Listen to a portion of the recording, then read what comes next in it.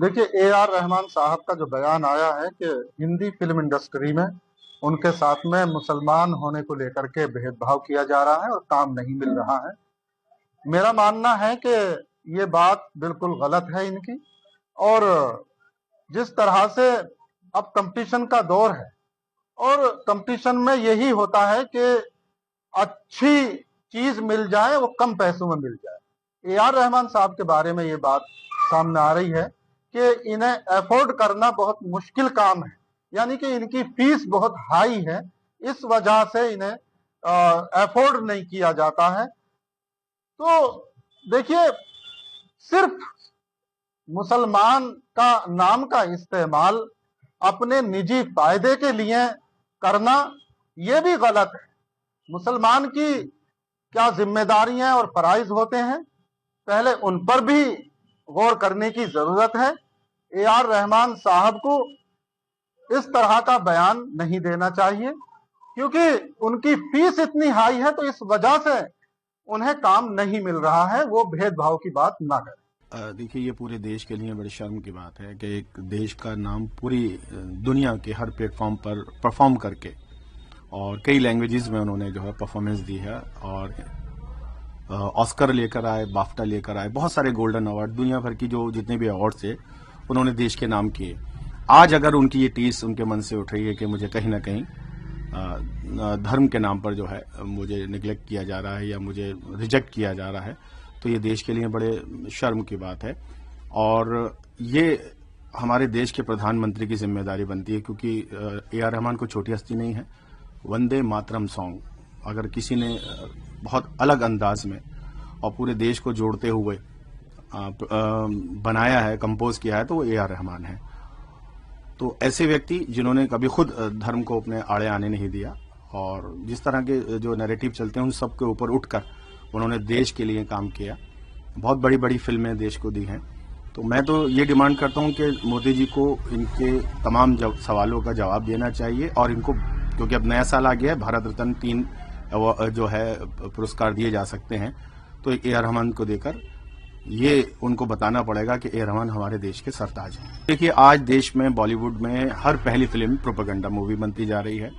एक particular community को एक विलन के रूप में दिखाया जा रहा है, चाहे वो इतिहास की बात करें, वर्तमान की बात करें।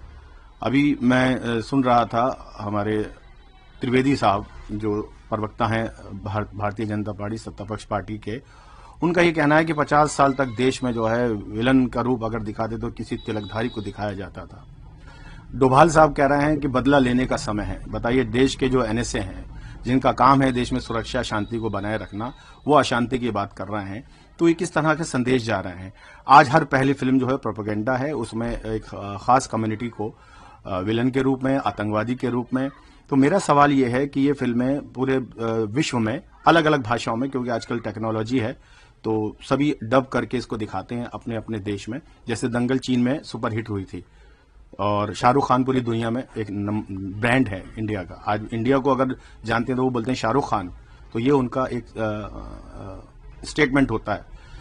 तो ऐसे में आज इस तरीके के जो हालात पैदा हुए हैं, तो यकीनी तौर पर बॉलीवुड भी इससे कहीं अछूता नहीं है, क्योंकि उनको भी टीआरपी चाहिए, उनको भी जो है पैसा चाहिए। जिस तरह सत्ता पक्ष आज जो है धर्म के नाम पर राजनीति कर कर देश के हर राज्य में और देश में राज कर रही है, तो ये टूल बन गया है। इस टूल का इस्तेमाल करके देश को बांटने का प्रयास हो रहा है और कहीं ना कहीं ये टीस ए आर रहमान की छावा फिल्म। और देखिए, वो व्यक्ति कितना धर्म से ऊपर है कि रामायण में वो जो मूवी आ रही है देश के सबसे बड़े बजट की मूवी तिवारी साहब की, उसमें वो म्यूजिक दे रहा है। तो यानी उनका दिल कितना बड़ा है, उन्होंने ये बात नहीं सोची, मगर आज वो जो टीस उनकी उठी है, ये शर्म की बात है। ए आर रहमान साहब ने जो बयान दिया, मुझे उस बयान को सुनकर हैरत हुई। ए आर रहमान जैसी शख्सियत जो फनकार है और जिसके फन का लोग लोहा मानते हैं, और मैं ए आर रहमान को सूफिज्म का आदमी मानता हूं, और जो आदमी सूफिज्म की बात करता हो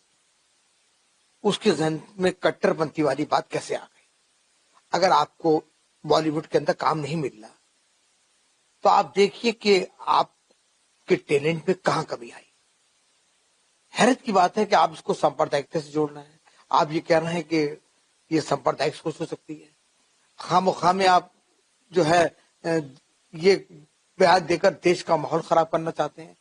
ए आर रहमान जैसे लोग जो जिनसे लोग प्रेरणा लेते हैं वो इस तरह का बयान दें, मुझे अफसोस होता है। उनके अंदर तो स्पोर्टमैन स्पिरिट होनी चाहिए, उनके अंदर फनकारों वाला फन होना चाहिए, फनकारों वाला हुस्न होना चाहिए। ये अजीब बयान उनका है। मैं इस बयान की घोर निंदा करता हूं और ए आर रहमान साहब से ये अपील करता हूं कि अपनी मौसीकी के अंदर सुर पैदा करें और फिर देखें कि बॉलीवुड उनको सलाम करता है या नहीं।